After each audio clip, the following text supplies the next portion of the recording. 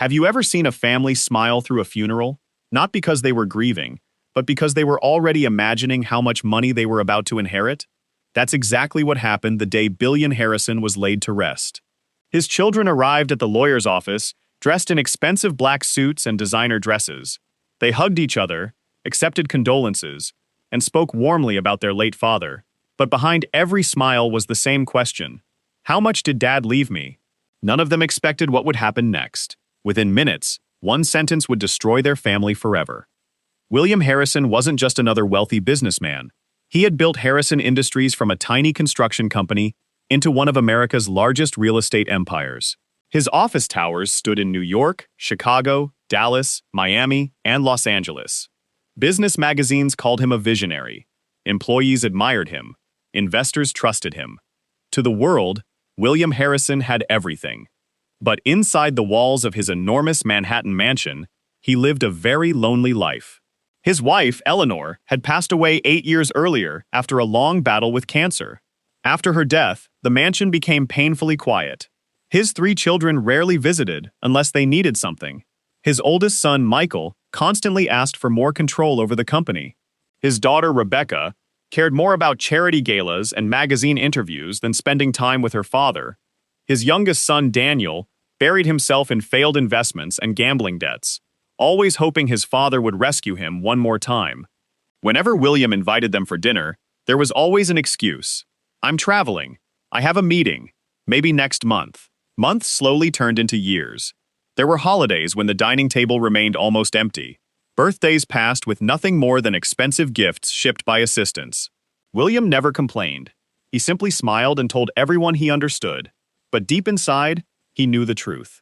His children loved the life his money provided more than the father who had earned it. There was only one person who stayed: Margaret Collins. Margaret had worked as William's housekeeper for 22 years. She arrived every morning before sunrise and often left long after sunset. She prepared his meals, reminded him to take his medication, helped organize his appointments, and quietly made sure the mansion still felt like a home. She wasn't family. Yet somehow, she was the only person who acted like one. Every Sunday afternoon, Margaret would bring fresh flowers into the house because she knew William's late wife had loved roses. She never forgot.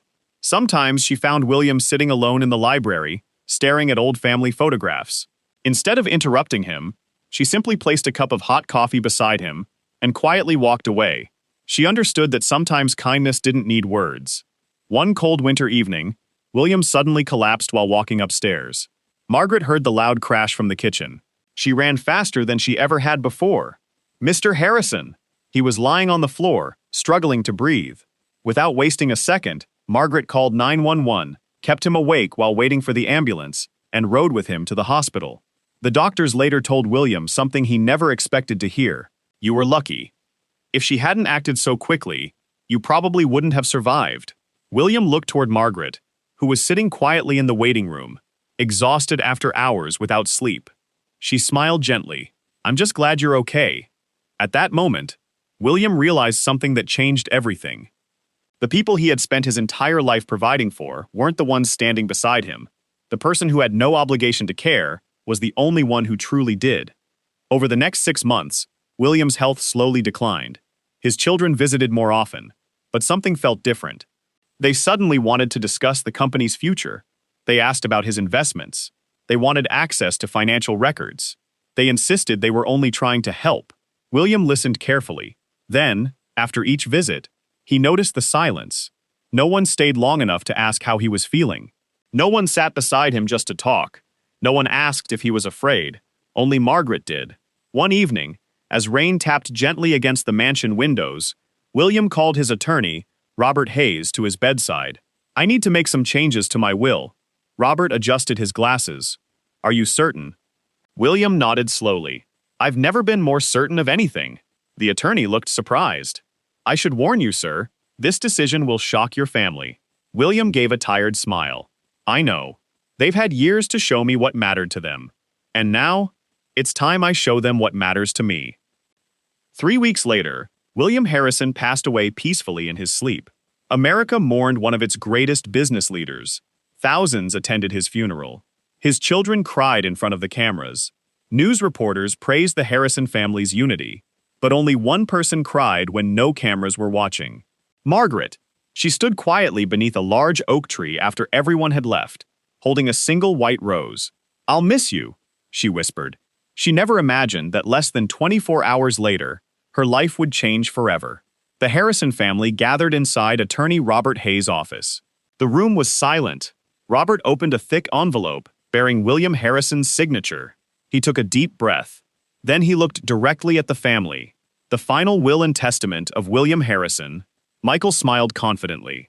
Rebecca crossed her arms. Daniel leaned forward in anticipation.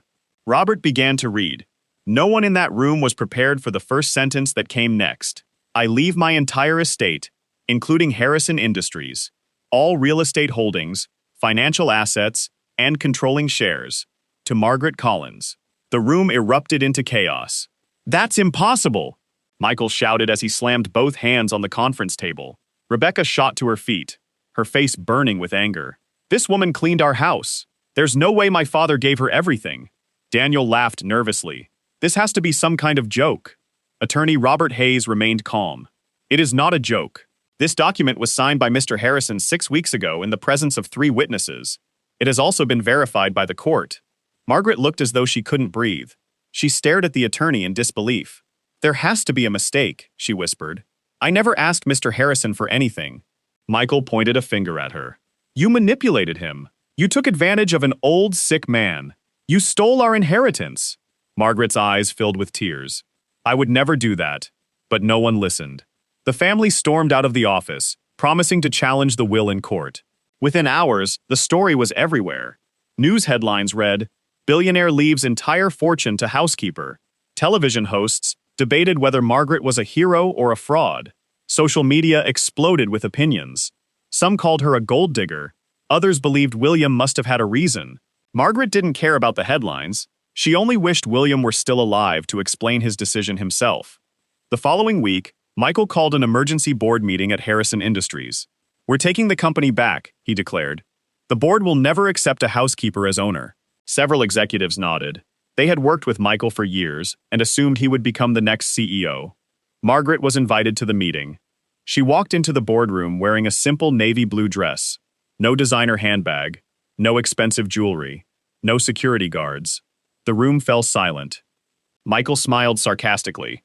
"Do you even know how to run a billion-dollar company?" Margaret answered honestly, "No." A few people laughed, then she continued, "But I know how to keep a promise." The room grew quiet again. "Mr. Harrison trusted me with something bigger than money. I intend to honor that trust." Michael shook his head. "This company isn't a charity." Margaret looked around the room. "You're right. It's a company built by a man who worked 18-hour days because he believed his employees deserved a better future." Several older executives lowered their eyes. They remembered those early years. Margaret continued, "I may not have an MBA, I may not know every financial report, but I know the values William Harrison built this company on, and I refuse to let greed destroy them." Later that afternoon, Attorney Hayes handed Margaret a small locked box. "Mr. Harrison told me to give you this only after the reading of the will." Inside was a handwritten letter. Her hands trembled as she opened it. It read, "Dear Margaret, by the time you read this, I'll be gone. If my children are angry, don't hate them. Money has a way of changing people. I've watched them become strangers, and that has been the greatest heartbreak of my life. You never asked me for wealth. You gave me something far more valuable. You gave me kindness when I was lonely. You gave me dignity when I felt forgotten.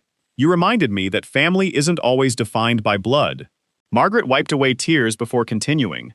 "There is something no one else knows. Inside my office is a hidden safe.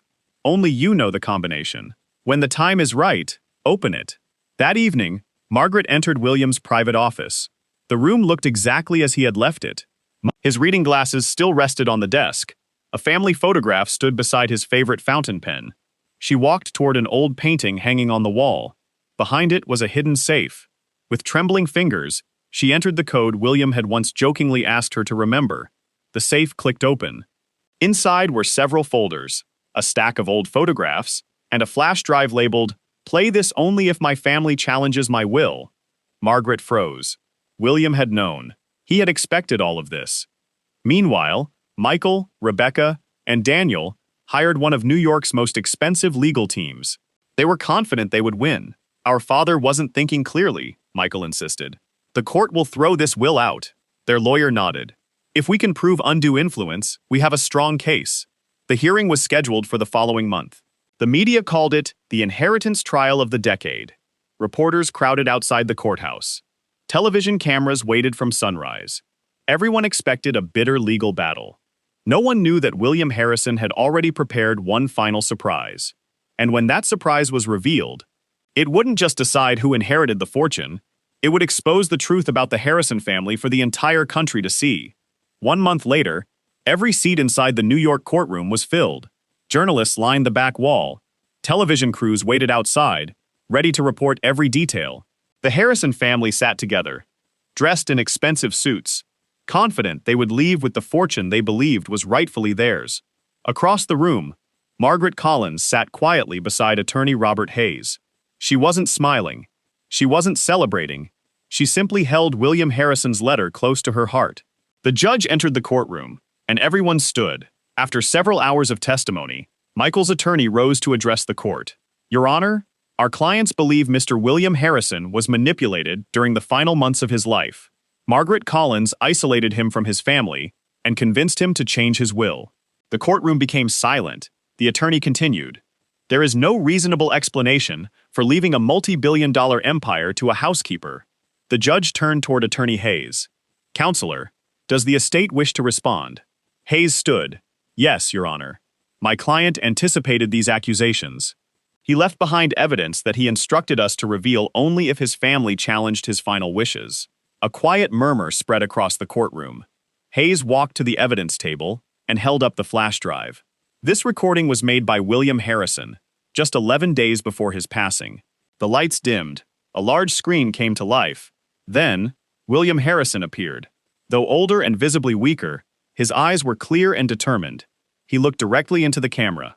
If you're watching this, it means my children have challenged my decision. The courtroom fell completely silent. William took a slow breath. I wasn't confused. I wasn't pressured. And no one manipulated me. I made this decision because I finally saw people for who they truly were. He paused. I spent my entire life building a company, but somewhere along the way, I failed to build a family. Michael lowered his head. Rebecca's confident expression faded. Daniel stared at the floor. William continued. To my children, I loved you more than you will ever know. I gave you every opportunity I never had. But instead of appreciating life, you learned to worship money. A few people in the courtroom wiped tears from their eyes. William's voice became softer. When I was hospitalized after my heart attack, do you know how many nights my children stayed with me? He looked down for a moment. Not one. But Margaret, she never left. She held my hand when I was afraid. She reminded me to fight. She treated me with kindness when I had nothing left to offer her except my gratitude. The courtroom remained silent. Then William reached for another folder beside him. I also discovered something my children never expected. The screen changed. Security camera footage appeared. It showed Michael secretly entering William's private office months earlier. He was searching through filing cabinets. Another video showed Daniel trying to access the hidden safe. Then another clip revealed Rebecca pressuring William to transfer company shares while he was recovering from surgery. Gasps echoed through the courtroom. William's voice returned. I installed security cameras after I began noticing important documents disappearing. I wanted to believe my children would never betray me. I was wrong. Michael buried his face in his hands. Rebecca began crying. Daniel couldn't even look at the screen. William looked directly into the camera one last time. Margaret, if you're watching this, I don't expect you to carry this burden alone. I know you never wanted my fortune, so I have one final request. The room became still. I hope you'll use this company to protect the employees who stood beside me. The people who helped build this dream deserve security. As for my children, I don't wish them poverty. I wish them wisdom. Perhaps earning their own success will teach them what inheritance never could. William smiled gently. And remember, true wealth isn't measured by the size of your bank account. It's measured by the people who choose to stand beside you when there's nothing to gain. The video ended. No one spoke.